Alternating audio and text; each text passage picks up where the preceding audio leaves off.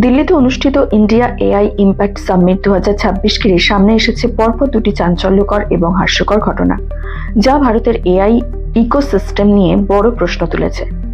Bengaluru based startup নিওস্যাপিয়েনের co-founder ও CEO Dhananjay Yadav অভিযোগ করেছেন যে ভারতের এআই ইম্প্যাক্ট সামিটের প্রথম দিন তার কোম্পানির এআই ওয়্যারেবল ডিভাইস চুরি হয়ে গেছে। এই সম্মেলনটি অনুষ্ঠিত হচ্ছিল প্রধানমন্ত্রী নরেন্দ্র মোদীর নির্ধারিত সময়ের ঠিক আগে। সোশ্যাল মিডিয়ায় করা এক পোস্টে বেঙ্গালুরু বেসড যাদব জানান তিনি ভারতের এআই ইকোসিস্টেমকে সমর্থন করতে এবং নিওস্যাপিয়েনের পেটেন্ট করা ওয়্যারেবল প্রযুক্তি প্রদর্শনের জন্য সম্মেলনে অংশ নিয়েছিলেন।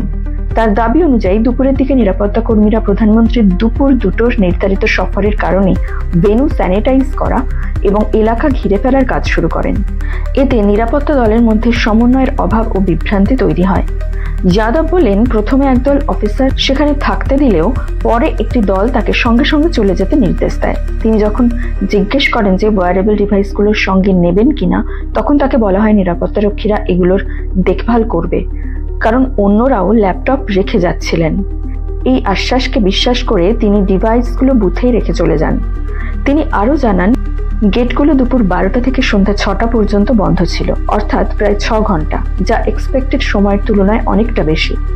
জানা যায় এই সময় প্রধানমন্ত্রী নরেন্দ্র মোদীর ফটোশুট চলছিল ভেতরে। এর ঠিক পরেই সামনে আসে দ্বিতীয় বিতর্ক।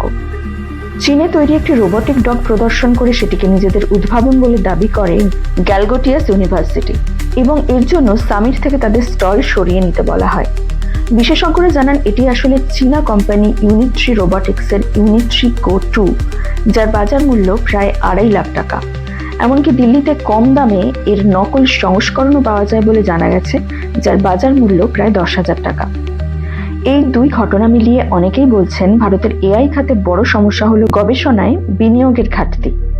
যেখানে আমেরিকা ও চীন তাদের জিডিপির প্রায় 5 to 6% রিসার্চ অ্যান্ড ডেভেলপমেন্টে ব্যয় করে, সেখানে ভারতের হার মাত্র 0.64%। ফলে একদিকে প্রকৃত উদ্ভাবকদের কাজ সুরক্ষিত থাকছে না, অন্যদিকে কিছু প্রতিষ্ঠান ভুয়ো উদ্ভাবনের আশ্রয় নিচ্ছে। এই সামিট তাই শুধু প্রযুক্তির নয়, ভারতের এআই ভবিষ্যতের বাস্তব সংকটও তুলে ধরছে।